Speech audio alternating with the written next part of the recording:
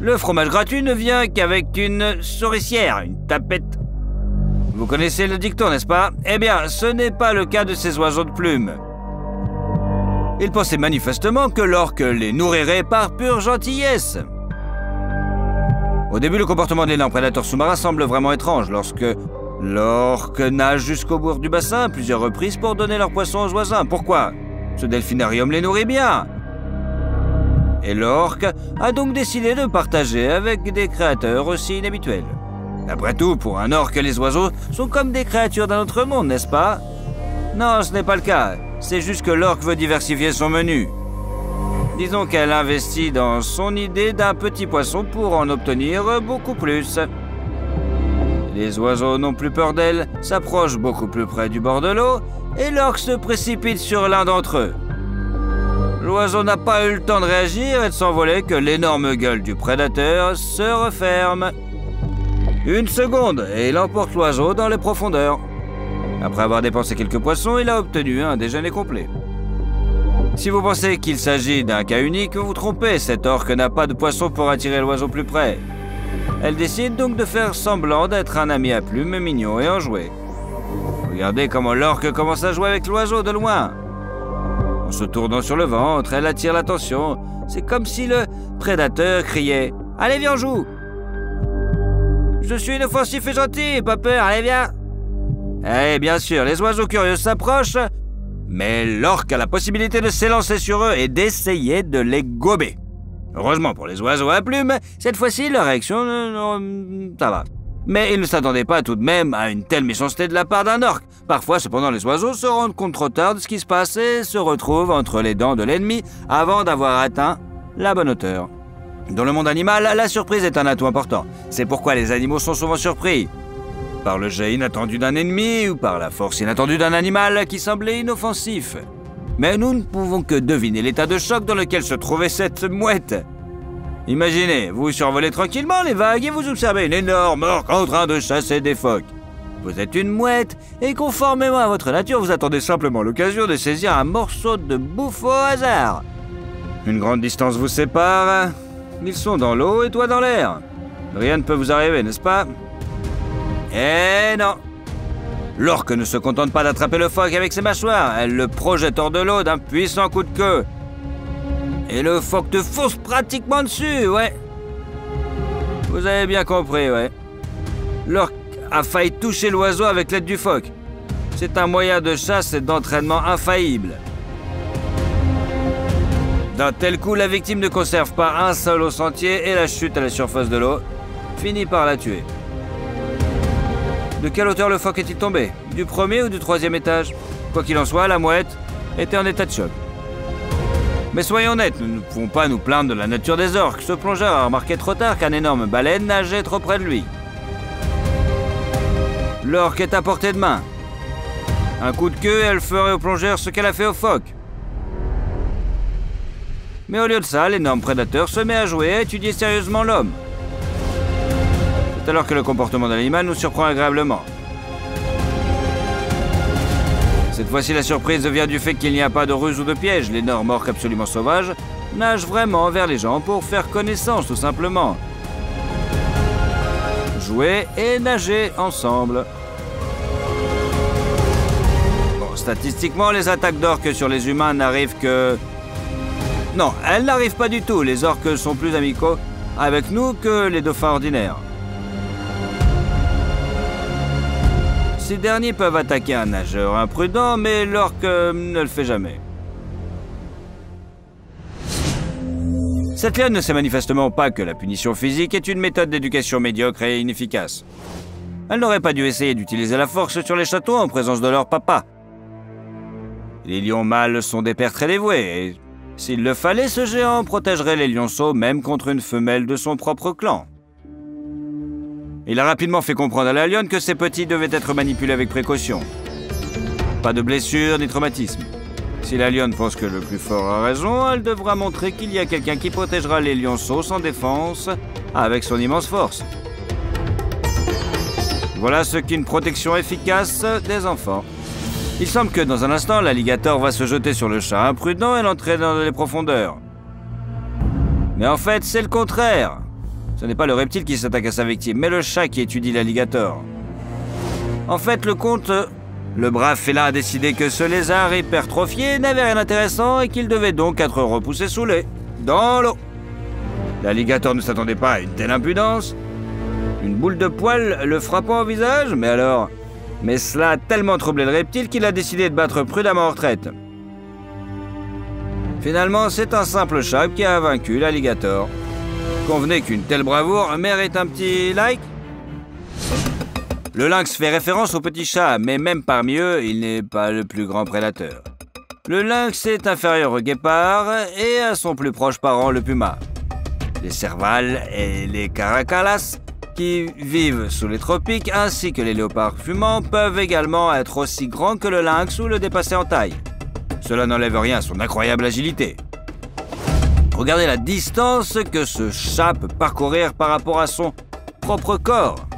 Si les humains en étaient capables, il n'y aurait pas besoin de passage pour piétons. Pourquoi attendre que les feux de circulation vous permettent de traverser la route quand vous pouvez simplement voler au-dessus des voitures? Par ailleurs, le lynx est connu pour sa loyauté envers l'homme. Bien qu'il y ait des légendes parmi lesquelles les chasseurs selon lesquels ce félin attaque parfois les gens. Il n'y a aucune confirmation fiable à ce sujet. Au contraire, les lynx sauvés dans des braconniers s'habituent très vite à l'homme et ronronnent même comme des chats domestiques. Et même si face à un lion ou un jaguar, le lynx ne semble pas très bruyant, il est plus grand et plus fort qu'un chien de berger. Le ronronnement d'un tel chat est donc comparable à celui d'un moteur de voiture. Aimeriez-vous faire ronronner par un chat aussi énorme? Aussi mignon que soit le lynx, avec ses oreilles en houppe, sa courte queue et ses énormes pattes poilues, il peut surprendre par ses prouesses à la chasse. Le poids d'un cerf mâle est d'environ 1/4 de tonne. Et bien que la femelle sans cornes lui soit inférieure en taille, elle ne reste pas moins un animal de grande taille. Le poids d'un lynx est 7 à 8 fois inférieur.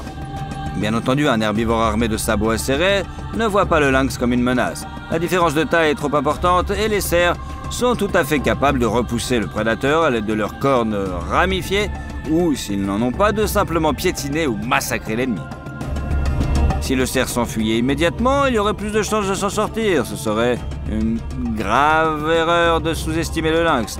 Ce chat mignon se transforme soudain en un véritable tourbillon vivant avec des griffes, de crocs et de pure fureur. De plus, le lynx a eu recours à une tactique parfaite. On ne peut pas être frappé à la tête si, justement, on attrape la tête. Génial, non? Le cerf ne peut vraiment pas utiliser son arme et ne peut pas atteindre le lynx avec ses sabots. Le lynx lui accroche la tête et le cou avec une force qu'un bulldog lui envierait. Si le lynx parvient à prendre sa proie en tenaille et à la plaquer au sol, il n'y a que peu de chances de s'en sortir. Le chat atteindra la gorge et utilisera ses crocs. Mais même si le cerf se bat debout, le lynx ne recule pas.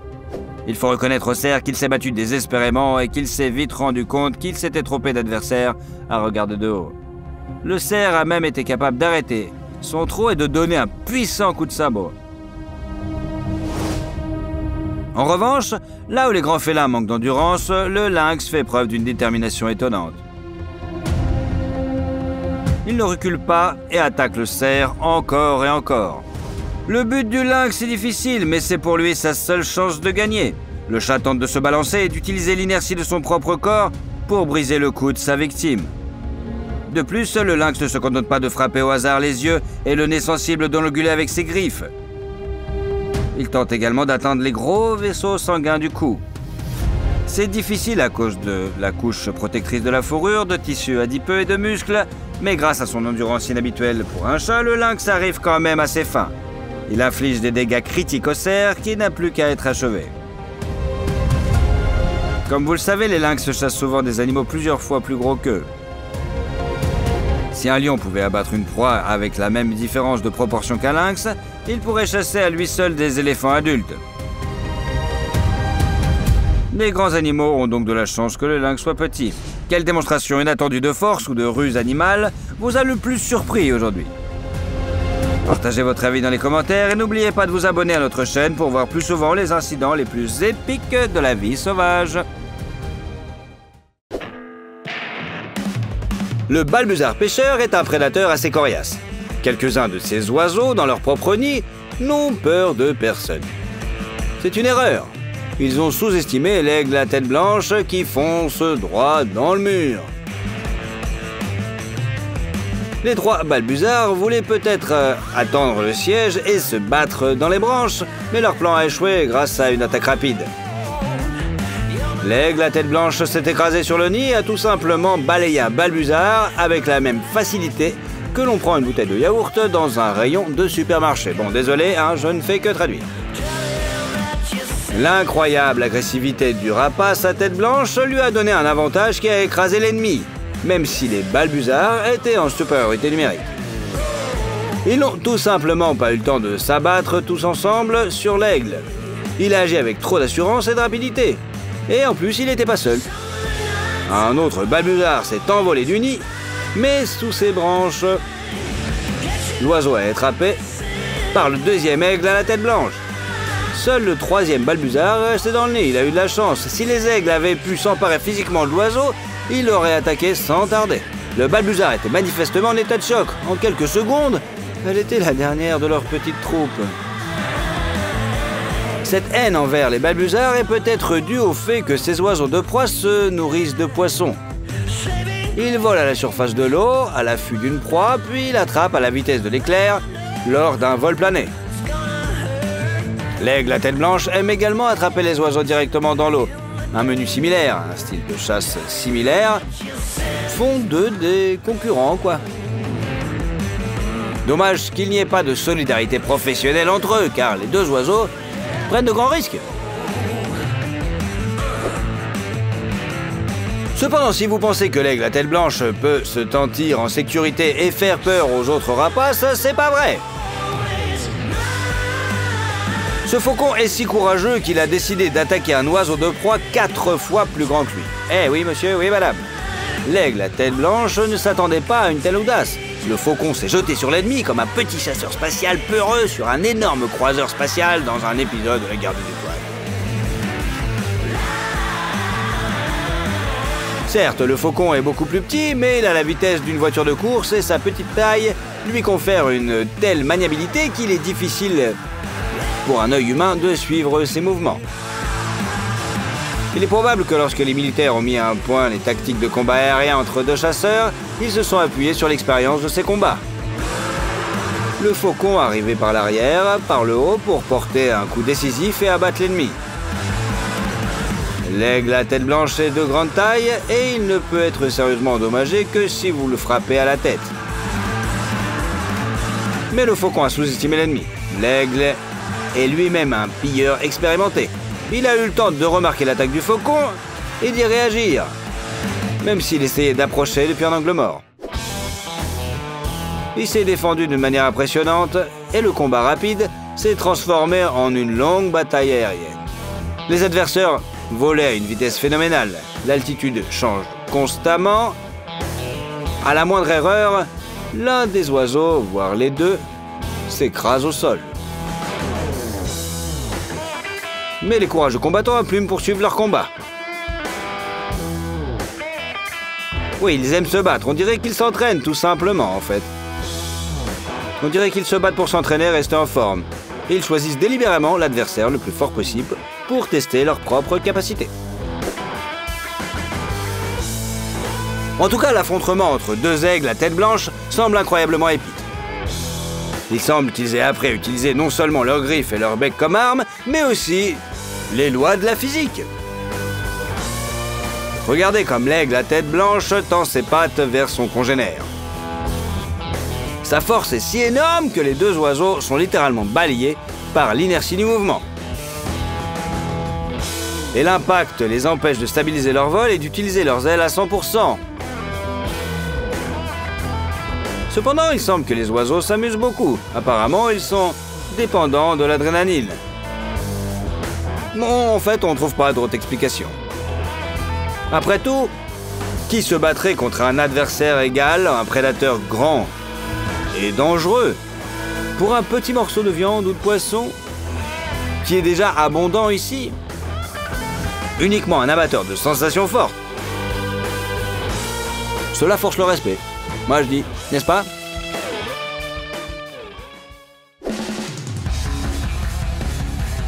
Le duel d'oiseaux de proie dans le ciel est incroyablement épique et spectaculaire.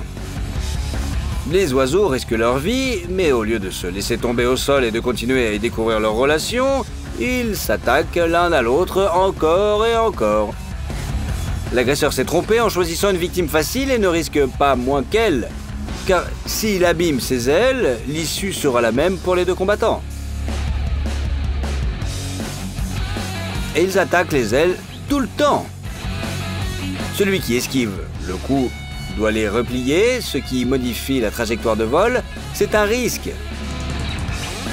Mais le changement de direction permet d'esquiver plus efficacement et de contre-attaquer. Les griffes se battent contre les griffes. La victime met ses lames en direction de l'adversaire et veut se battre jusqu'au bout. L'agresseur a manifestement sous-estimé le prédateur d'une autre espèce.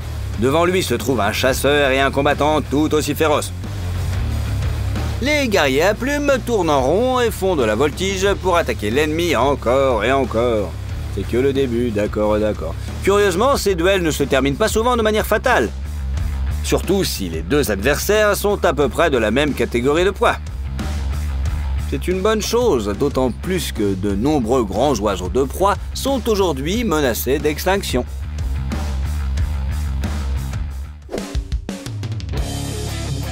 Les vautours se nourrissent généralement de charognes. Ils n'ont donc pas besoin de chasser, de poursuivre et de manœuvrer des proies rapides et peureuses. En revanche, ils sont souvent en concurrence avec d'autres charognères, qu'il s'agisse de leur propre espèce ou de divers mammifères. Pour repousser un chacal ou un coyote, le vautour doit faire preuve d'excellentes aptitudes au combat. En outre, ce mode de vie leur a permis d'atteindre une taille impressionnante. Regardez-moi ça. Le poids et l'envergure des vautours dépassent souvent ceux des aigles, même de grande taille. Mais lorsque ce charognard a décidé de s'emparer de la nourriture d'un aigle royal solitaire, il a manifestement sous-estimé son adversaire. Le rapace a réagi instantanément. Il a avancé ses pattes griffues et l'a attaqué. Le rapace n'a même pas essayé de fuir, de battre en retraite ou de s'envoler pour attaquer d'en haut. Il a choisi de se battre au sol et a fait preuve d'une telle habileté comme s'il avait étudié les arts martiaux pendant plusieurs années. Regardez avec quelle élégance il bloque, part et évite les coups de son adversaire. L'aigle royal est moins grand que le vautour. Il recule donc, mais il le fait facilement et gracieusement, sans paniquer, en gardant son équilibre pour une contre-attaque. Il parvient ainsi à éviter toute blessure, ce qui, dans le cas d'une attaque par un ennemi aussi gigantesque, est déjà un exploit. Bien sûr, face au loup, le coyote ne semble pas être un prédateur aussi dangereux. Mais en fait, c'est un chasseur habile et adroit, ainsi qu'un charognard effronté. De la taille et du poids d'un gros chien, le coyote est physiquement plus fort que presque tous les oiseaux. Il est 6 à 7 fois plus lourd et plus massif qu'un aigle à la tête blanche. Et l'envergure du coyote n'est pas un obstacle. Lorsqu'il a remarqué que les oiseaux se régalaient de charognes, il a décidé de ne pas participer au repas, mais d'abord d'arracher de la nourriture à ses rivaux à plumes. Puis d'attaquer certains d'entre eux, s'ils ne s'envolent pas dans des directions différentes, bien sûr. En fait, l'aigle ne s'est pas enfui. Mais le plan du coyote échoua. Il a sauté sur l'aigle pour le balayer sur lui. Les battements d'ailes qui sont incapables de faire de réels dégâts et peuvent tout au plus confondre un tel prédateur n'ont pas aidé l'oiseau non plus. Le coyote a manifestement déjà eu affaire à des charognards à plumes. Aussi ignore-t-il les battements d'ailes un peu plus et ses crocs se refermaient sur la gorge de l'aigle. Mais la bête s'est trompée d'ennemi. L'oiseau a délibérément laissé son rival s'approcher et a asséné un puissant coup de griffe en plein sur la gueule du coyote. Cela a refroidi ses ardeurs et l'a forcé à se replier sur la carcasse. L'aigle est sain et sauf et fait demi-tour pour tourner à la nourriture dans quelques instants. Il est peu probable que le coyote ait le courage d'attaquer à nouveau. Pas s'il veut garder les yeux ouverts, bien sûr.